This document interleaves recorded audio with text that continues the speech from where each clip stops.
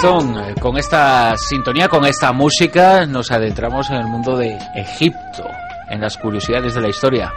Pues muy buenas noches, Bruno, y encantado de estar aquí con este siroco ¿no? que tenemos aquí en el estudio. Para hablar, tú le llamas una de las provincias de Roma, tú es que eres muy romano, ¿eh?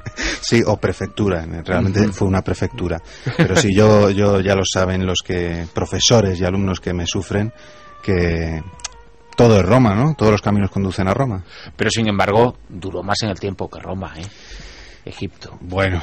O depende, donde pongamos el principio y donde pongamos el final. También en Roma podemos poner el final, sí, hoy mismo, porque pues hay gente, en cierto modo, la sociedad generada por el mundo romano, luego se sustituyó. Exacto. Y siguió siendo Roma la capital, pero ya no era lo mismo, pero era el cristianismo, en cierto Exacto. modo, y es la cultura en la que estamos. Igual Roma lleva también 3000 años, casi. Sí, o como digo yo, es que a Roma le sobraba tiempo. O sea, sí, con lo que tuvo ya, con la mitad de tiempo menos, porque sí es verdad que estamos hablando de al menos pues unos 3000 años de civilización. Bueno, 3000 años o incluso más si hablamos ya de hasta época bizantina. Claro.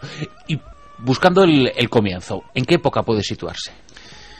Es verdad que la neolitización de Egipto fue muchísimo más temprana que o por lo menos fue más intensa que en el resto de Europa.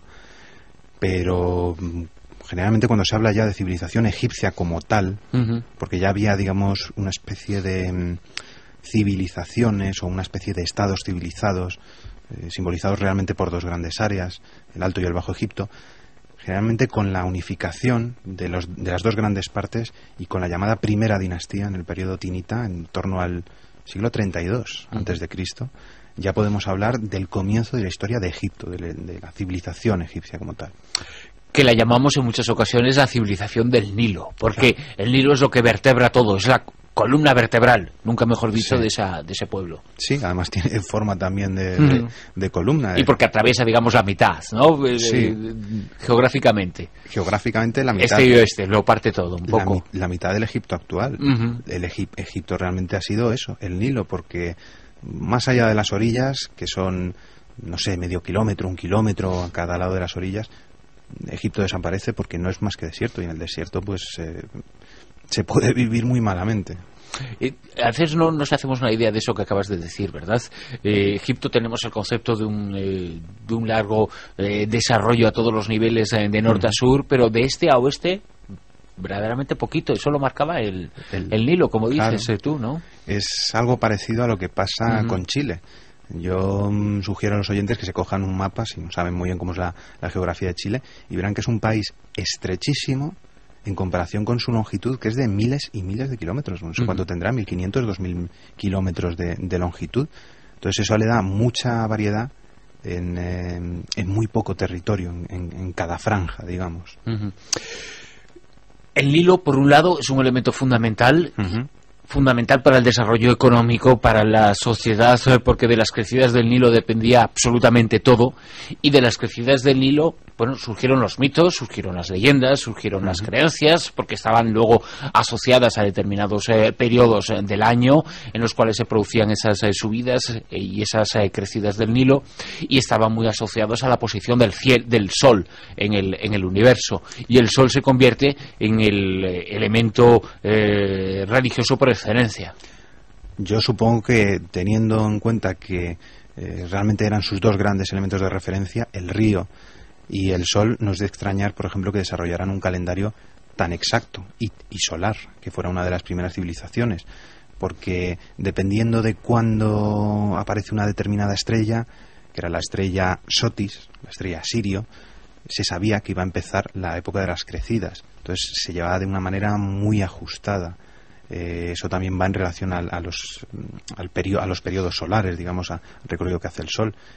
Quizá los momentos más inestables de Egipto es cuando se perdió ese tipo de contabilidad o ese tipo de administración del tiempo, seguramente, porque el Nilo, como tú bien dices, no solo es que lleve agua, es que, por lo que se sabe, arrastra una gran cantidad de microalgas. Teñía el Nilo con un color rojizo, porque arrastraba una especie de barro rojo, un limo, que dio muchos mitos, y no solo mitos egipcios, los mitos bíblicos, lo de las 12 plagas, que el Nilo se cubre de sangre, era algo para ellos completamente normal. Entonces en junio, ya ahora mismo, ¿no? Sí.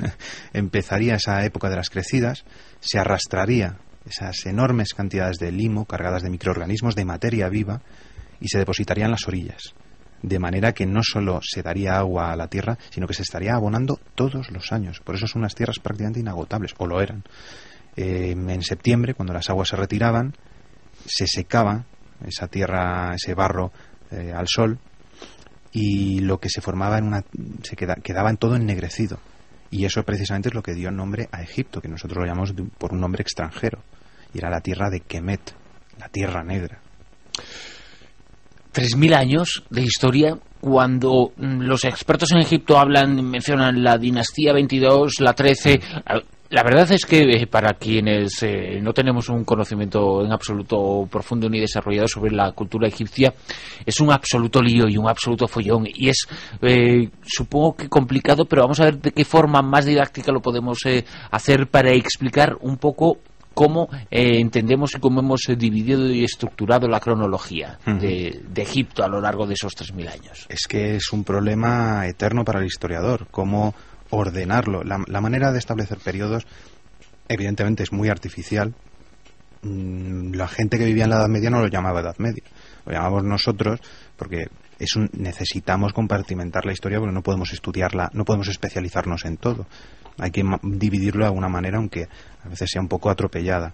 Nosotros lo que seguimos es la obra de Manetón de Sebenitos, un sabio helenístico, cuya obra se ha perdido, pero que hizo una historia de Egipto basada en lo que se hacía siempre. Ya lo vimos otras semanas. Lo que importaba era la historia política, no económica ni social.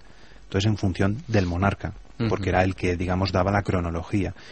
Manetón de Sebenitos estableció 30 dinastías, divididas en diferentes periodos de mayor esplendor o menor, y en base a esas dinastías, esos linajes, que muchas veces no lo son y que son muy problemáticos, pues se ha compartimentado esa historia egipcia. Esa historia egipcia que podemos decir en qué momento acaba, en qué momento podemos señalar este es el fin del imperio egipcio. Como imperio, es decir, como potencia realmente dominadora, su último gran momento seguramente sería el Imperio Nuevo. El Imperio Nuevo, que es el imperio, por cierto, de faraones como pues Amenhotep, como Tutankamón, como Amenofis IV, el famoso Akenatón, Ramsés II el Grande, todos esos faraones tan famosos, Tutmosis III. Todos son de ese periodo. Son de ese periodo, porque de hecho fue yo creo cuando Egipto se extendió territorialmente hablando, más que en toda su historia anterior, y estaríamos hablando de los siglos XVI a XI antes de Cristo. Después habría periodos de dominación, algún periodo libre, que es la llamada época saíta, la época baja de los siglos VII y VI, pero como cultura a los egiptólogos les suele fastidiar bastante la época tolemaica, por eso muchos dicen que el siglo IV termina la cultura egipcia. Sin embargo, otros sí hablan de ella hasta el año 30 antes de Cristo, que es cuando Augusto se anexiona el territorio de Egipto como prefectura, no provincia, porque era patrimonio personal. Nada menos.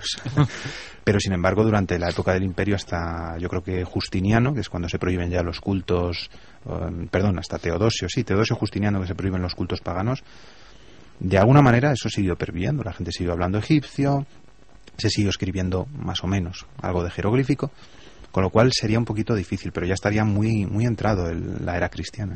A partir de la semana que viene vamos a repasar algunos elementos concretos del mundo egipcio. Si te parece, los faraones empezamos, ¿vale? Por ejemplo, muy bien. Hasta la semana que viene. Hasta la semana que viene.